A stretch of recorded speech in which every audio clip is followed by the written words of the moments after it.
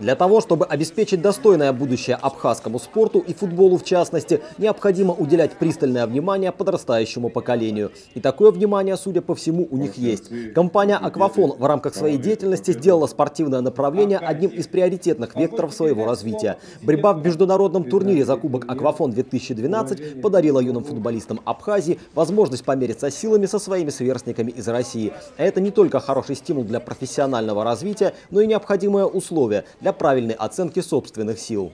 К списку спортивных мероприятий, которые компания «Аквафон» осуществляет в преддверии Дня Победы, появился еще один турнир футбольный «Аквафон», Кубок «Аквафон». Поддержка спорта – это вот уже стало традиционным, что компания «Аквафон» ежегодно финансирует спортивные мероприятия. И вот именно ежегодные турниры, они просто уже на другом уровне. Конечно, хочется, чтобы побольше таких турниров в Абхазии было. Нам все-таки чуть тяжело выезжать. Это связано с финансами. Чтобы они приезжали. Ну и мы будем ездить, конечно. Я надеюсь, что турнир проведем мы на хорошем. Спорт, как известно, лучшая дипломатия. Такие турниры, как этот, еще один способ заинтересовать международные клубы абхазским футболом, а значит и самой Абхазией. Цель и задача – это, конечно, чтобы общались наши дети и со всем миром. К сожалению, сегодня только приезжают к нам российские команды. Также, конечно, мастерство, поднятие мастерства, чтобы дети не варились в собственном соку, а играли еще с разными командами. А у нас между собой играем, только мы между собой уже, можно сказать, друг другу надоели дети.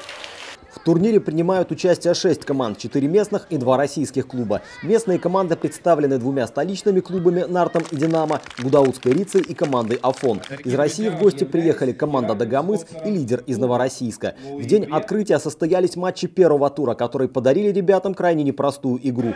Мелкий дождь, перешедший постепенно в ливень, создал не лучшие условия на поле, но ребята старались изо всех сил. Тем не менее, матч «Афон-Дагомыс» пришлось перенести, поскольку поле стало по-настоящему вязким. Команды отыграли первый тайм, в котором лидируют наши ребята при счете 2-0. И доигрывать начнут со второго. Столичное дерби «Динамо-Нарт» завершилось победой «Нарта» 3-1, а «Рица» разгромила гостей из Новороссийска 4-0. Так что по всем показателям наши футболисты смотрятся пока перспективнее и дают надежду на то, что, перейдя во взрослый футбол, смогут блистать и на ведущих мировых аренах. Кубок «Аквафон-2012» стартовал 22 сентября и завершится 26-го. Все матчи проходят на республиканском стадионе и начинаются в 11 часов дня. Все желающие могут прийти и поболеть за наших ребят. Денис Кузьмин, Александр Чернов, Валерий Агума, Абаза ТВ.